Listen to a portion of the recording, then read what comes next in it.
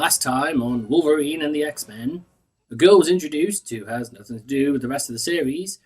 Gambit was introduced and never referred to by name. Only one of the main character got some lines. And Wolverine acted alone constantly throughout the episode, despite the opening episodes making it clear that he can't do this alone. Which is why he went and found the others in the first place. All in all, nothing much happened, so let's see what little can happen in episode 6. We open on a freighter called the Ellis, which is likely a reference to one of the best X-Men writers in comics, which is a bit of a bad idea. Like how you shouldn't reference a good movie in your bad movie, you probably shouldn't reference a good writer in your shitty show.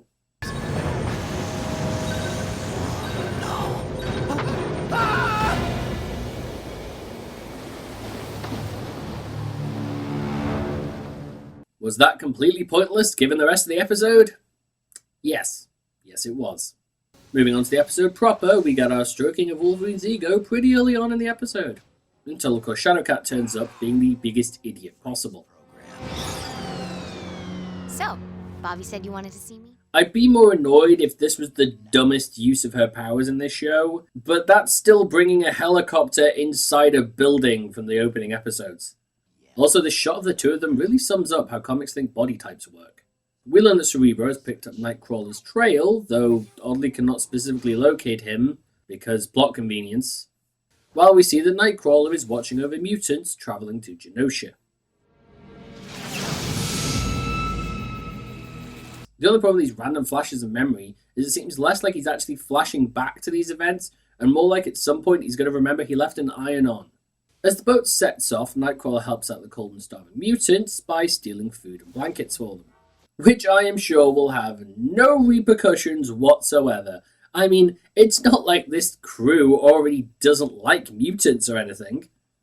We've had some thefts, and on my ship, thievery is a punishable offense. But when the thief hides, the punishment goes to everyone else. Now, how could anyone have predicted that that would happen? Nightcrawler finally does what he should have done from the beginning, scare the ever-loving crap out of the captain, Batman style. Let's be clear, yeah? You've been paid well to transport these mutants to Genosha. That means you will feed them and care for them, and if you refuse, I will drop you right here. Before we see the unholy result if Disney decided to merge the Pirates franchise with Tron. We briefly go back to the X-Men and learn that they know of the boats being attacked and mutants disappearing from them, and yet have done nothing to stop it. Way to make the main characters look incompetent, show. While back on the ship, it's inexplicably turned to day, despite there being no reason for time difference between the two scenes, as we get to see longtime X-Men villain Mojo, who doesn't actually do anything in this episode, but sit around and cackle, because at least one person has to be laughing at the show. Whilst Nightcrawler finally does what he should have done in the first place.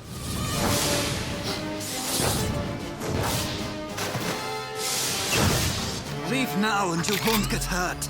I admire your courage. So that's 0 for 2 there on plans, Nightcrawler. Starting to think your membership in the X-Men may have been a little premature. We get another flashback, which comes out of nowhere, before we learn that Nightcrawler has been captured. We have to do something! Can you teleport that far? And now I'm starting to think that the bad guys are as dumb as Nightcrawler. The pirates fire on the freighter once more and then sail away, which is confusing since the episode portrayed them as decimating any ship they came across. Because why keep things in continuity with the rest of your episode when you can change things on a whim for no reason? Finding the kids who are left on board, Nightcrawler basically states the moral of the episode. Nothing that will help us. Our powers are worthless. No one here is worthless. A very smart man once told me that mutants are not cursed, but gifted.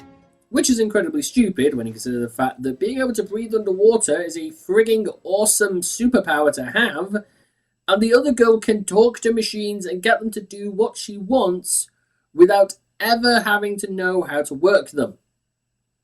Your powers aren't useless, you're just idiots!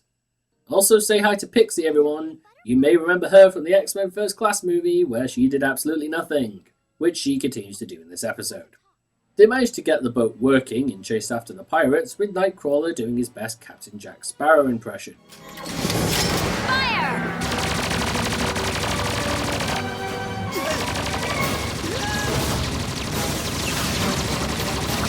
And if anyone else is keeping track at home, that is now 1 out of 4 plans that Nightcrawler has actually successfully carried out with no repercussion. 25% does not inspire me that this rescue is going to go well.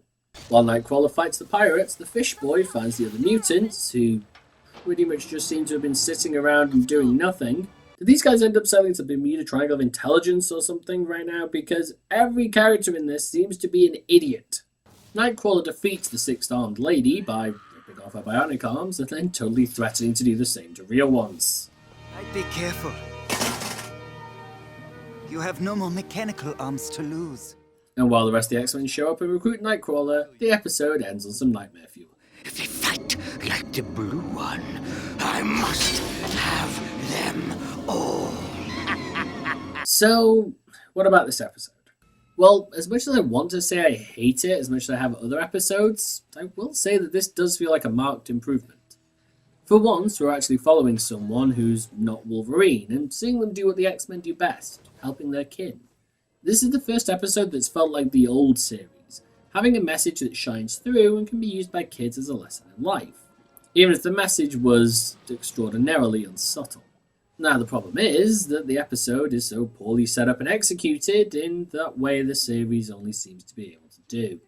Nightcrawler just isn't made that interesting, and most of the episode is spent with him fighting people with only a little bit of time spent on his intelligence, like when they patch up the boat. It seems a waste to follow a character so heavily for an episode and learn so little about him. The episode tries to do that by showing flashbacks, but those feel more like an afterthought, a vain attempt to make something more meaningful. It doesn't help that the rest of the episode fails to build up the other characters as well. Given this episode will lead into more events, with Mojo as the villain, they could have built up who and what he is more and what exactly the pirates' plans were. Instead, they just barely seem to cover it, constantly clipping back to Mojo cackling. And speaking of whom, this show does not understand how to do the surprise reveal, as it's not the first time that this show has made something blatantly obvious before ending an episode as if it's meant to be a surprise.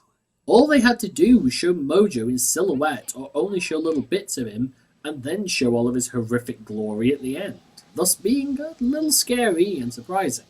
If you show the villain straight away, then where is the surprise supposed to come from at the end of the episode? And given that he doesn't even show up again for a few episodes after this one, I'm not sure why they showed him anyway. I could understand if he was in the very next episode, but instead the show will just forget about him for now. This show just continues to pale in comparison to the original, and episodes like this are the reason why. Because there's a lot of stories that can be told with the X-Men, and these guys just never took advantage of it. So as we continue working our way through these episodes, we'll see exactly what they did try to do with the series. But for now, I've been Tyas, and I'll see you next time.